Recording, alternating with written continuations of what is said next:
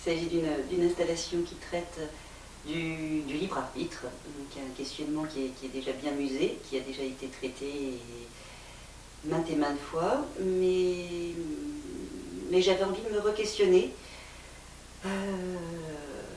sur ce libre arbitre et sur ce qui fait qu'à la croisée des chemins, on prenne telle ou telle décision, ou qu'on décide de transgresser des lois aussi.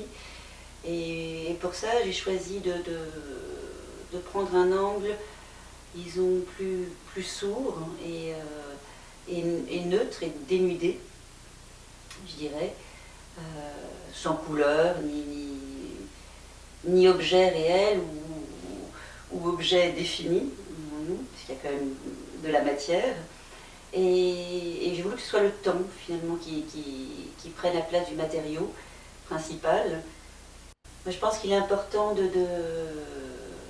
sans cesse se bousculer, de sans cesse reconstruire sa vie, enfin, ou la créer, ou la construire, par sa pensée tendue, et qu'on a toujours une action, et que finalement, même si la structure de base est immuable, tel le temps, on a toujours la possibilité de venir poser dessus ce que l'on veut et ce que l'on décide, voilà, en sorte. Donc c'était un peu cette idée-là que je voulais mettre en avant, et donc pour ça, ce mécanisme et cette vidéo de mains qui crochettent sans fin.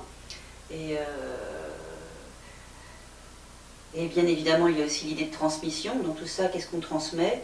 Et tout ce travail-là de transparence que j'avais envie de mettre en avant à travers cette installation et en dehors du tumulte et du chaos environnant. Parce que c'est vrai qu'on est de plus en plus sollicité par les informations, par les médias. Oui, ça devient...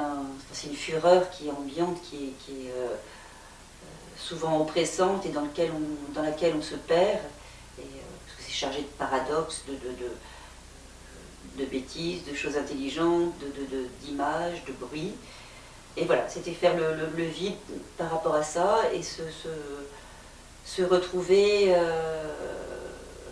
à l'écoute de son propre rythme et de sa propre unité de temps pour pouvoir se reconcentrer et commencer à peut-être reconstruire ou juste continuer à construire.